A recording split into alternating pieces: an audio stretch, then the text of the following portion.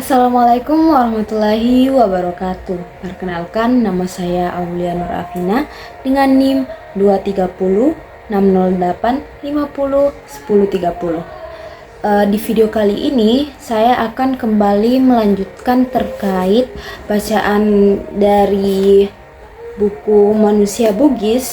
Kali ini saya akan membaca bagian 7, yaitu mengenai masyarakat. Nah, pada pembahasan kali ini kita akan membahas terkait masyarakat, yaitu di sini ada subbab terkait dari tradisional ke modern. Dalam masyarakat Bugis, ke dalam suatu tatanan tradisional tertentu merupakan suatu hal yang sia-sia belaka jika tradisional yang dimaksud adalah artinya itu belum tersentuh dari pengaruh-pengaruh luar. Dari pengaruh luar ini, setiap budaya pada masa tertentu selain memiliki unsur-unsur kebudayaan yang diwarisi dari masa lampau dan dipertahankan, tapi juga memiliki unsur-unsur baru hasil ciptaan sendiri dan unsur-unsur baru yang dipinjam dari luar. Di antara sejumlah masyarakat yang mudah tertarik kepada hal-hal baru, salah satu masyarakat Bugis merupakan masyarakat yang tampaknya termasuk ke dalam salah satu yang paling reseptif, yaitu orang yang mau menerima hal baru selagi hal baru itu merupakan suatu hal yang baik. Nah, masyarakat Bugis termasuk salah satunya yang paling reseptif karena mereka berpikir memiliki pikiran bahwa selagi itu baik untuk mereka, mengapa tidak untuk bisa menerimanya. Hal ini merupakan hal yang sangat baik untuk masyarakat Bugis dan juga kebudayaan yang akan terus berkembang kemudian, terutama terhadap unsur-unsur luar yang mereka ambil, yang mereka anggap itu bermanfaat untuk mereka sendiri. Dengan demikian, hubungan dengan dunia luar dan hubungan perdagangan termasuk di antara faktor-faktor utama yang berperan penting dalam membentuk kepribadian orang Bugis. Meskipun pada aspek-aspek tertentu jelas terlihat adanya unsur-unsur yang berkesinambungan selama berabad-abad. Namun, di sisi lain, budaya dan masyarakat Bugis juga tidak pernah terlepas dari perubahan yang terus-menerus berlangsung hingga dewasa ini. Nah, karena sifat orang Bugis yang reseptif, yang mau menerima budaya-budaya dari luar, banyak unsur luar yang telah diserap ke dalam hampir seluruh aspek kehidupan orang Bugis. Selama ini yang memperkaya hukum adat, tatanan, sosial, politik, adat istiadat, ritual, dan kepercayaan, baik itu tingkah laku, bahkan pekerjaan sehari-hari hingga teknologi, pengetahuan, cerita rakyat, hiburan, dan sastra. Itu semua telah masuk ke dalam budaya aspek kehidupan orang Bugis karena memiliki sifat yang reseptif.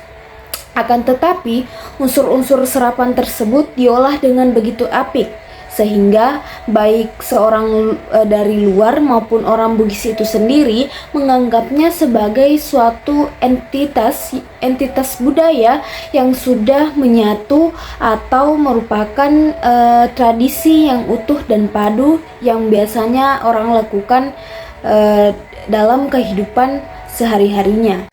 Karena adanya transisi dari tradisional ke modern, momen paling penting yang menandai masa transisi masyarakat Bugis menuju modernisasi adalah karena berdirinya Singapura pada tahun 1819, di mana mereka terlibat langsung dalam proses pembentukannya itu. Pada tahun 1824, 5 tahun setelah Singapura berdiri, Inggris Belanda menandatangani perjanjian pembagian wilayah kegiatan berupa perdagangan dan pengaruh politik masing-masing di Asia Tenggara Maritim. Nah, Dari perjanjian ini membuahkan perkembangan politik baru yang dampaknya masih terasa hingga hari ini. Dari sinilah maka timbul konsep Malaya, yaitu British Malaya yang mencakup settlement and unfederated Malay State, serta konsep yang biasa kita dengar sebagai konsep Hindia Belanda. Di mana kekuasaan Inggris dan Belanda ini kian melebar hingga dari melebarnya ini terciptalah cikal bakal negara Indonesia dan Malaysia yang kita kenal dewasa ini.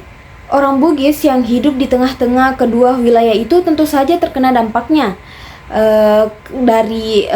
Dari dampak itu terjadi pula arus perubahan. Sejak 1824 hingga awal abad ke-20, Belanda terus berusaha keras untuk memperkuat pengaruh di wilayah Sulawesi Selatan, baik itu pada daerah yang betul-betul berada di bawah kekuasaan mereka yang masih bisa dibilang yang masih bisa dihitung jari, maupun pada daerah-daerah yang relatif masih bebas.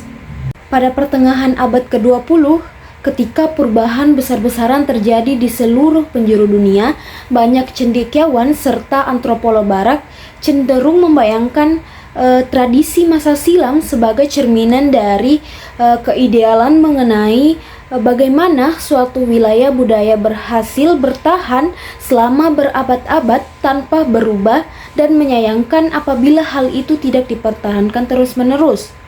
Orang Bugis sendiri memang selamanya merupakan orang yang sangat sadar akan sejarah mereka dan sangat menjunjung tinggi naskah-naskah yang membicarakan orang dulu atau biasa kita sebut sebagai Toriolo, serta adat yang telah ditetapkan ataupun adat.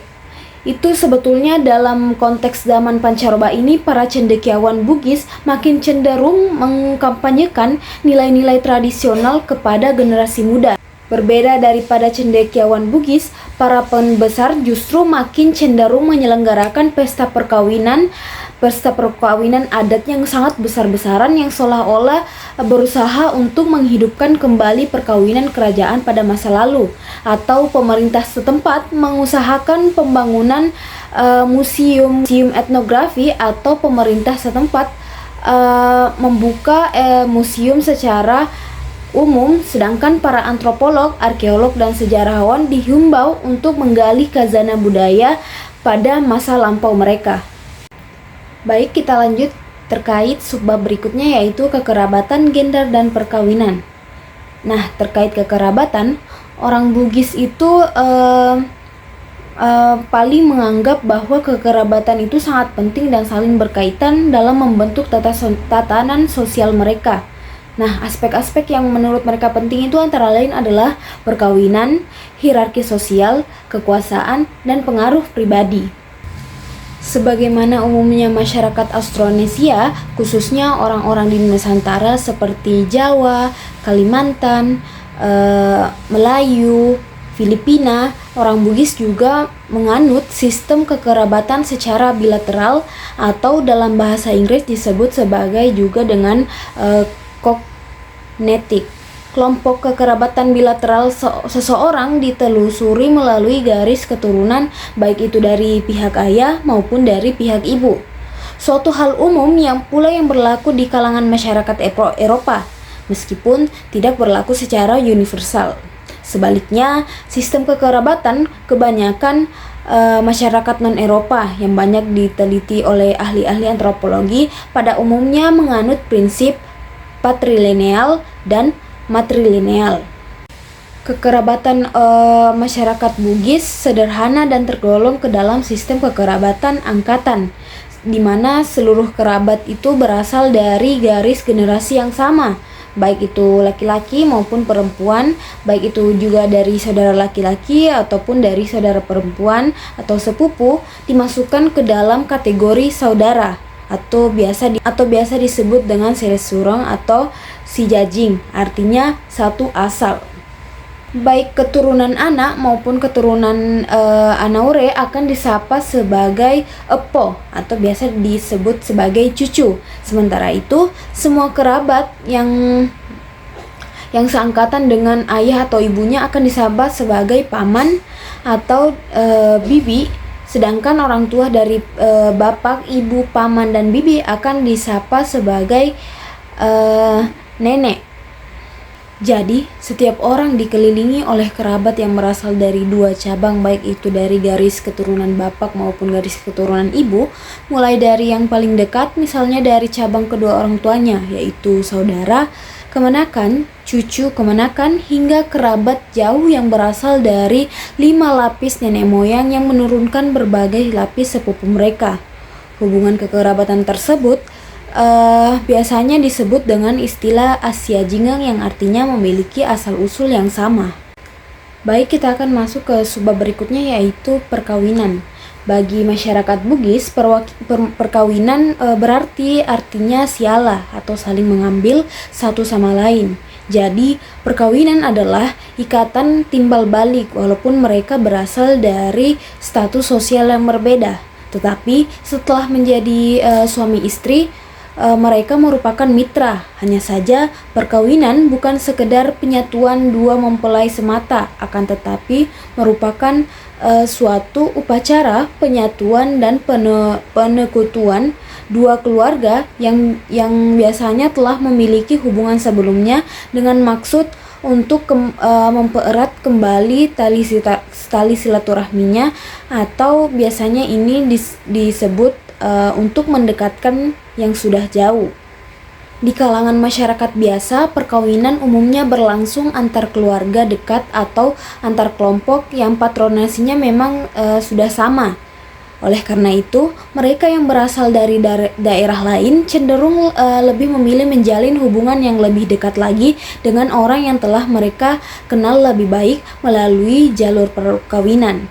Dengan kata lain, perkawinan adalah cara terbaik membuat orang lain menjadi bukan orang lain.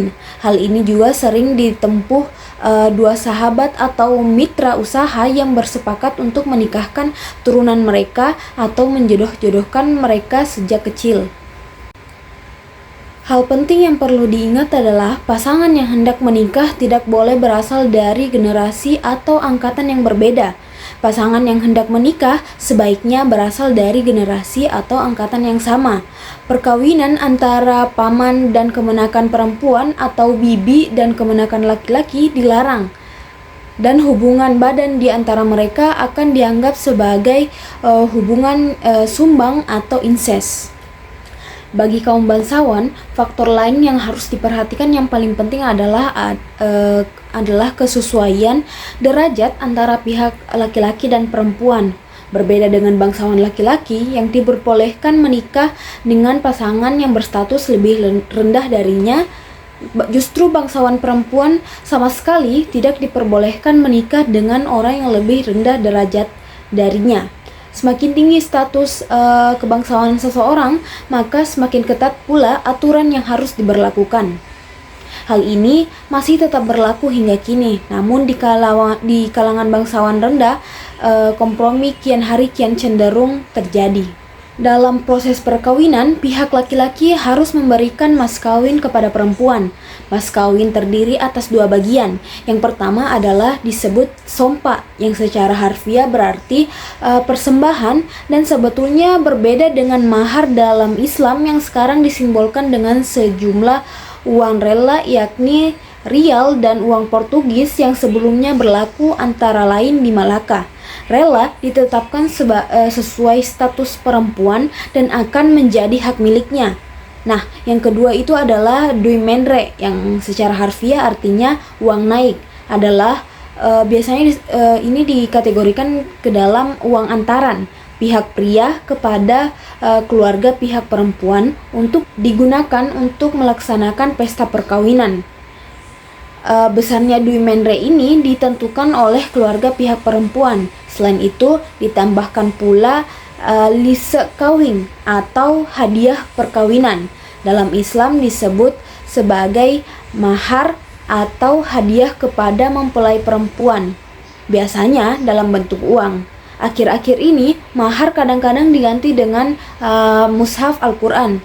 Sebelum masa penjajahan Belanda, laki-laki dari luar wilayah tempat tinggal perempuan harus membayar pajak yang artinya secara harfiah yaitu penghalang tanah kepada penguasa setempat yang besarnya sesuai dengan sompa.